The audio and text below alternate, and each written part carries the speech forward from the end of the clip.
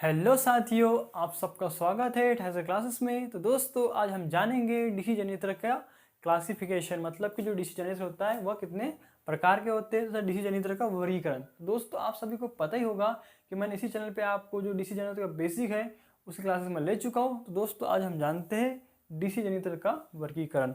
जैसे कि दोस्तों मैंने यहाँ पे ये ड्रॉ करके रखा है। तो इसमें देखिए जो डीसी जनरेटर का प्रकार होता है ये कितने प्रकार के होते हैं। सबसे पहला होता है एक परमानेंट मैग्नेट जनरेटर। ठीक है दोस्तों, इसको हम स्थायी चुंबक बोलते हैं। ठीक है, आगे देखिए इलेक्ट्रोमैग्नेट जनरेटर, मतलब कि जब स्थायी चुंबक हो गया इसके बाद में क्या है दोस्तों, विद्युत चुंबक जनरेटर, जिसको बोलते हैं इलेक्ट्रोमैग्नेट जनरेटर। ठीक है, आगे देखिए जो इलेक्ट्रोमैग्नेट जनरेटर होता है वह क्या होता है, टू टाइप्स होता है, मतलब कि उसके भी दो प्रकार होते हैं।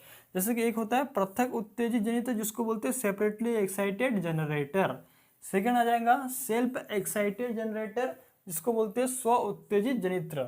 तो दोस्तों ये आपको मैंने इसके दो प्रकार बता दिए। अब जो सेल्फ एक्साइटेड जनरेटर होता है वह भी क्या होता है, तीन प्रकार का होता है। ठीक है, जो सेल्फ एक्साइटेड जनरेटर होता है वह भी तीन प्रकार का होता है। ठीक है, मतलब कि जो उसके उत्तेजन विधि जो होती है, उसकी जो कनेक्शन करने की जो विधि होती है उसके आधार पर वह क्या होता है, तीन प्रकार का होता है। तो पहला आ जाएगा दोस्तों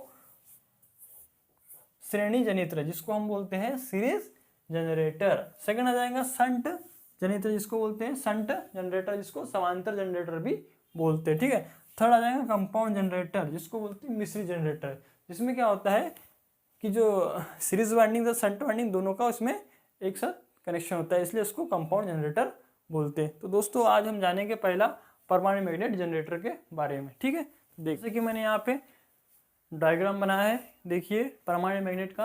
इसमें क्या होता है दोस्तों कि इसमें जो मैग्नेट जो लगा होता है वो क्या होता है, परमानेंट मैग्नेट होता है, मतलब कि इसमें स्थायी चुंबक लगे हुए होते हैं।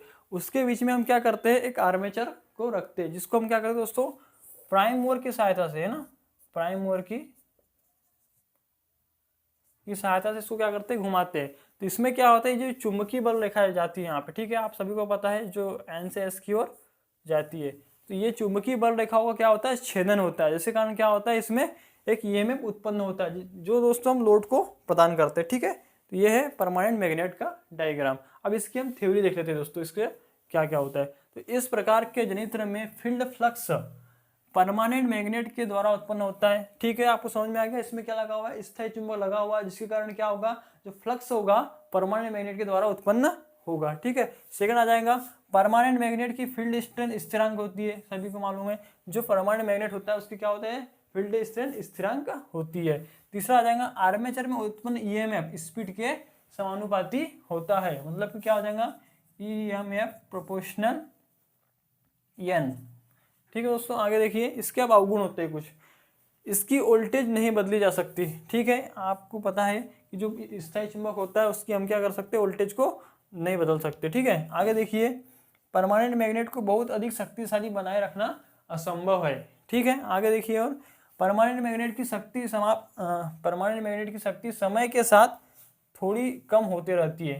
कि जैसे कि आपको पता है कि मैग्नेट अगर पड़ा है तो वो कुछ समय बाद क्या होता है, उसका जो चुंबकत्व का गुण होता है वो क्या होता है, समाप्त होने लग जाता है। तो दोस्तों ये था अपना परमानेंट मैग्नेट। अब इसके बाद में जानेंगे हम इलेक्ट्रोमैग्नेट क्या होता है। ठीक है, चुंबक जनित्र, जिसको क्या बोलते हैं इंग्लिश में, इलेक्ट्रोमैग्नेट जनित्र। ठीक है, तो इसकी हम डेफिनेशन देख लेते हैं कि ये क्या होता है। इस प्रकार के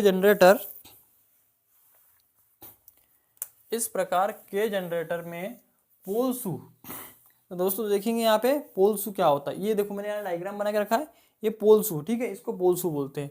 तो इस प्रकार के जनरेटर में पोलसू पर लिप्टी फील्ड कॉइलों में करंट गुजार कर फ्लक्स उत्पन्न किया जाता है। मतलब कि इसमें क्या होता है दोस्तों, जो इलेक्ट्रोमैग्नेट क्या होता है कि जो पोलसू होते हैं उन पे क्या होता है, फील्ड वाइंडिंग को लपेटा जाता है, तथा उससे सेल्फ एक्साइटेड होगा तो सेल्फ एक्साइटेड, तथा पृथक एक्साइटेड होगा तो पृथक एक्साइटेड, तो इनके द्वारा क्या होता है दोस्तों, इसको सप्लाई दी जाती है, जिससे क्या होता है वो एक्साइटेड हो जाता है।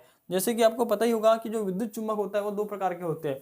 नंबर फर्स्ट आ जाएगा सेपरेटली एक्साइटेड जनित्र, सेकेंड आ जाएगा स्व उत्तेजित, जिसको बोलते हैं सेल्फ एक्साइटेड जनरेटर। तो इसमें जो मैंने अभी आपको ये पहला इसका जो प्रकार है विद्युत चुंबक का ये बताया हूँ, सेपरेटली एक्साइटेड जनरेटर। तो जानिए सेपरेटली एक्साइटेड जनरेटर क्या होता है। तो दोस्तों इसको मैं देखो आपको डायग्राम बना के दिखा रहा हूँ, ये बता दिया, डायग्राम बना लिया उसमें।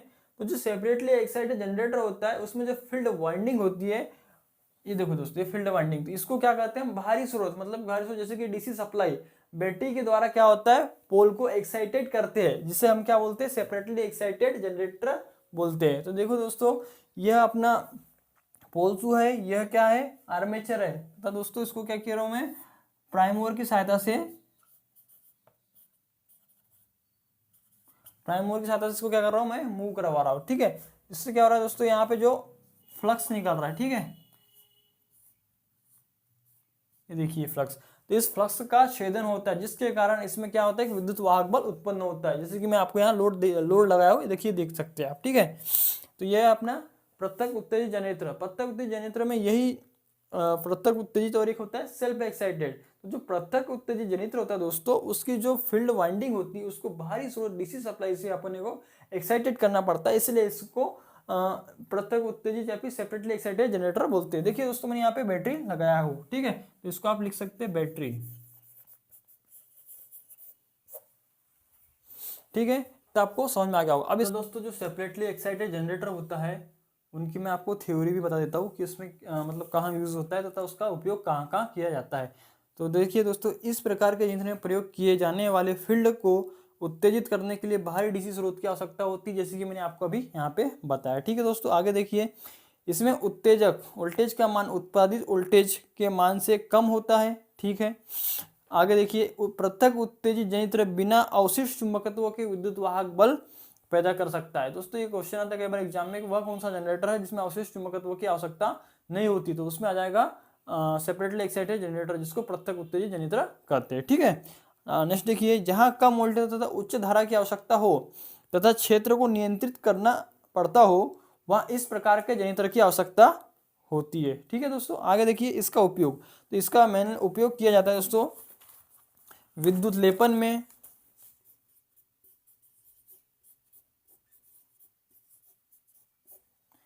धातु शुद्धिकरण इत्यादि में इसका उपयोग किया जाता है।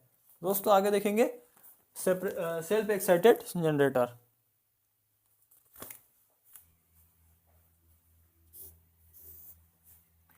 तो दोस्तों हम देखेंगे अब सेल्फ एक्साइटेड जनरेटर, जिसको बोलते हैं स्व उत्तेजित जनरेटर। तो दोस्तों स्व उत्तेजित जनरेटर का मतलब ही है कि जो उसके फील्ड पोल होते हैं, ठीक है, उसमें जो वाइंडिंग की जाती है, जिसको अपन सीरीज फील्ड हो गया, फिर शंट फील्ड वाइंडिंग जो होती है, तो उसको जो सप्लाई देती है दोस्तों, वो उसी के द्वारा सप्लाई दी जाती है, मतलब कि उसके स्वयं के द्वारा इसको सप्लाई दी जाती है, इसलिए उसको सेल्फ एक्साइटेड या फिर स्व उत्तेजित जनरेटर कहते हैं। तो आते हैं इसके दोस्तों जो कनेक्शन विधि होती है उसके कितने प्रकार होते हैं, तो उसके दोस्तों थ्री टाइप्स होते हैं, मतलब जो सेल्फ एक्साइटेड जनरेटर होता है वो क्या होता है, थ्री टाइप का होता है, ठीक है। पहला देखेंगे सीरीज जनरेटर।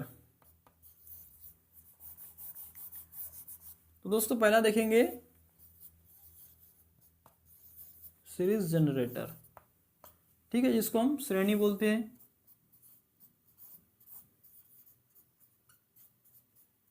ठीक है। आगे देखिए दूसरा पॉइंट आ जाएगा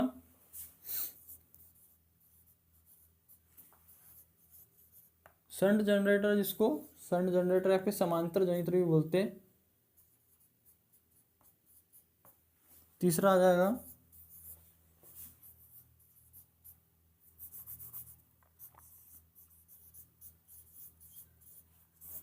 कंपाउंड जनरेटर।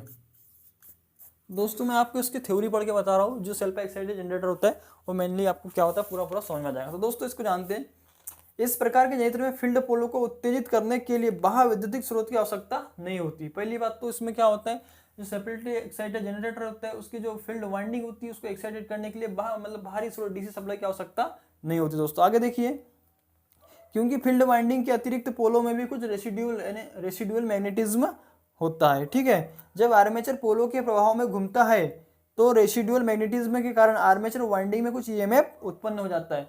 जब आर्मेचर को, अभी मैं दोस्तों डायग्राम बनाऊंगा, मैं आपको बताऊंगा, जब आर्मेचर को चुंबकीय क्षेत्र में घुमाया जाता है तो ठीक है, आगे देखिए, आर्मेचर वाइंडिंग के कुछ, जब आर्मेचर पोलो के प्रभाव में घूमता है तो रेसिडुअल मैग्नेटिज्म के कारण आर्मेचर वाइंडिंग में कुछ ईएमएफ उत्पन्न होता है। यह ईएमएफ फील्ड वाइंडिंग को दे दी जाती है और करंट इस प्रकार से बढ़ती है कि वह फील्ड पोलो की चुंबकीय शक्ति को बढ़ाती है, अर्थात फ्लक्स बढ़ता है। बढ़ा हुआ फ्लक्स आर्मेचर चालकों में और अधिक ईएमएफ उत्पन्न करता है, जिसके परिणाम स्वरूप फील्ड फ्लक्स और अधिक अधिक बढ़ता है और इस प्रकार थोड़े समय बाद आर्मेचर पूरी वोल्टेज बनाना शुरू कर देता है। इस प्रकार एक सेल्फ एक्साइटेड जनरेटर में फील्ड पोलों को उत्तेजित करने के लिए बाहरी डीसी सप्लाई की आवश्यकता नहीं होती। तो दोस्तों ये जैसे कि आपको मैंने थ्योरी पढ़ के बताया, अब जानते हैं इसका पहला इसका जो टाइप्स है क्या आ जाएगा, सीरीज जनरेटर। तो जानते हैं सीरीज जनरेटर क्या होता है। ठीक है दोस्तों, तो इसके लिए मैं डायग्राम बनाऊंगा सीरीज जनरेटर का। तो देखिए आपको मैं डायग्राम बना के बता रहा हूँ। हाँ तो दोस्तों जैसे कि आप इस पर देख पा रहे हो डायग्राम, मैंने क्या का डायग्राम बनाया, श्रेणी जनित्र का डायग्राम बनाया दोस्तों। ठीक है, तो इसमें हम जानेंगे कि श्रेणी जनित्र क्या होता है। तो दोस्तों आपको सबको पता ही होगा कि जो श्रेणी जनित्र होता है उसमें सीरीज वाइंडिंग, आर्मेचर वाइंडिंग तथा लोड, यह सब क्या होता है, श्रेणी क्रम में जुड़ा हुआ होता है। इसी कारण इसी को हम क्या बोलते हैं, श्रेणी जनित्र बोलते हैं। तो दोस्तों इसमें मैंने आपके लिए देखो दोनों डायग्राम बनाए हुए। यह है अपनी सीरीज फील्ड वाइंडिंग, जिसका क्या होता है, रेजिस्टेंस कम होता है, उसी की श्रेणी में क्या लगा हुआ है, ये आर्मेचर। ठीक है दोस्तों, इस आर्मेचर को क्या करते हैं हम, प्राइम मूवर की सहायता से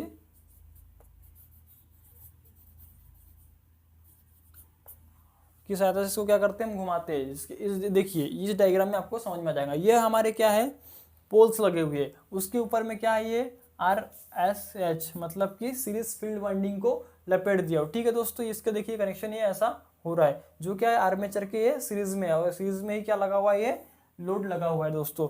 तो इस पे क्या हुआ, हमने क्या किए,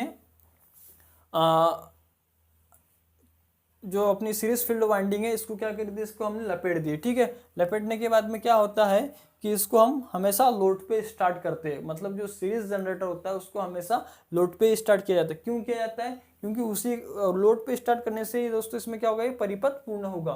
मतलब कि अगर हम लोड पे स्टार्ट नहीं करेंगे तो परिपथ पूर्ण नहीं होगा, जो श्रेणी जनित्र होता है। ठीक है दोस्तों, तो इसमें देखिए इसमें क्या होता है, ये मैग्नेट जो होता है एन से एस की ओर जाते, जो चुंबकीय फ्लक्स होता है दोस्तों एन से एस की ओर जा रहा है। ठीक है, तो इसमें पहले से भी क्या होता है, हल्का सा मैग्नेट जो रिमेंस मैग्नेट बोलते हैं, फिर रेसिडुअल मैग्नेटिज्म होता है वो बना हुआ होता है। ठीक है, उसके ऊपर में हमने क्या कर दिया, फील्ड वाइंडिंग कर दिए।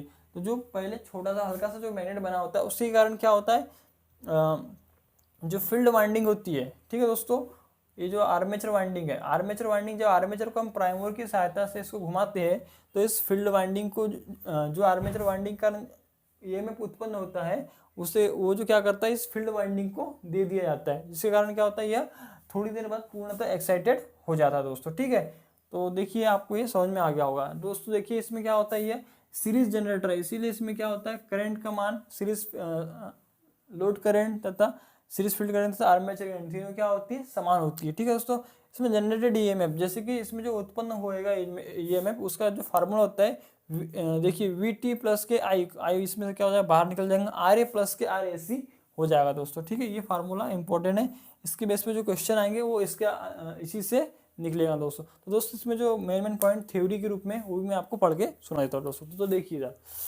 इस जनित्र में आर्मेचर, फील्ड वाइंडिंग तथा लोड तीनों श्रेणी क्रम में होते हैं। ठीक है दोस्तों, तो आपको समझ में आ गया होगा।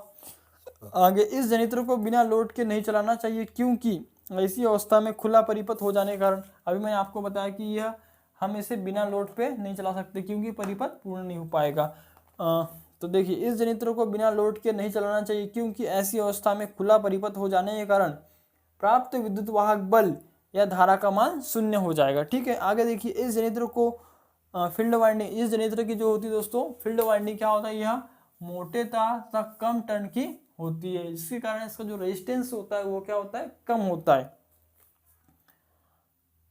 जिस कारण इस जनित्र का प्रतिरोध निम्न स्तरीय होता है। इस जनित्र से लोड परिवर्तन से टर्मिनल वोल्टेज परिवर्तित होता है। मतलब कि इस जनित्र में क्या होगा, लोड अगर हम परिवर्तित करेंगे तो उसका जो टर्मिनल वोल्टेज है, जो इसको देखो लिखा हुआ है VT टर्मिनल वोल्टेज, ये भी क्या होगा दोस्तों, परिवर्तित हो जाएगा। ठीक है, आगे देखिए, सीरीज जनित्र होने के कारण हर जगह विद्युत धारा का मान एक जैसा एक समान होता है। ठीक है दोस्तों, इसमें आइए लोड करंट देखेंगे। IL बराबर हो जाएगा E/के RA plus RSC plus RL। दोस्तों ये भी एक फार्मूला बन जाता है। ठीक है दोस्तों, आपको ये सब समझ में आ गया होगा। इसमें और एक मोस्ट इम्पॉर्टेंट बात जो है, देखिए इसमें क्या होता है, जो RA होता है मतलब कि आर्मेचर रेजिस्टेंस, जिसका ओम 1 ओम रेजिस्टेंस होता है, तथा RAC मतलब कि सीरीज फील्ड वाइंडिंग, उसका ही प्रतिरोध कितना होता है 1 ओम से 3 ओम के बराबर, 1 ओम से 3 ओम तक होता है। तो ठीक है दोस्तों, ये आपको सीरीज जनरेटर है समझ में आ गया होगा। देखते हैं इसके नेक्स्ट शंट जनरेटर के बारे में। दोस्तों देखिए आप बोर्ड पे मैंने यहाँ पे क्या बनाया है, शंट जनरेटर का ये डायग्राम बनाया है दोस्तों। तो इसमें मैंने आपके लिए देखो 2 डायग्राम बनाया हूँ, इसमें आपको पूरा पूरा समझ में आ जाएगा। तो दोस्तों देखिए यह अपने क्या है, शंट फील्ड वाइंडिंग है, जो क्या है आर्मेचर जो होता है उसके क्या होती है, समांतर में लगी हुई होती है। ठीक है दोस्तों, तो इसमें इसका क्या हो जाएगा, रेजिस्टेंस अधिक होता है। क्यों अधिक होता है, क्योंकि यह पतले तार तथा अधिक टर्न की बनी हुई होती है। तो दोस्तों देखिए आपको इसके माध्यम से, आपको मैं डायग्राम के माध्यम से समझा पा रहा हूँ।